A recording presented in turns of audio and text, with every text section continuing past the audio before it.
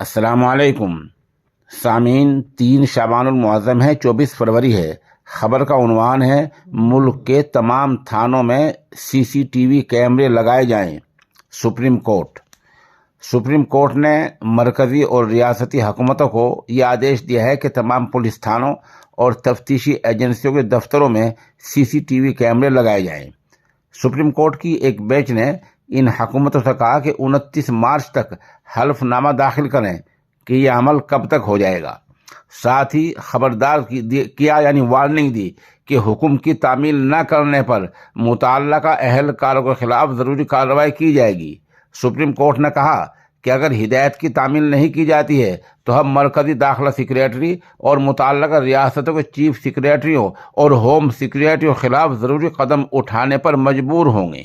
بتا دیں کہ سپریم کورٹ نے 2020 میں مرکزی تفتیشی ایجنسی سی بی آئی اور ای ڈی اور نیشنل انویسٹیگیشن ایجنسی NIA سمیت دوسری تفتیشی ایجنسیوں کے دفتروں میں سی سی ٹی وی کیمرے اور ریکارڈنگ کا سامان لگانے کی ہدایت دی تھی۔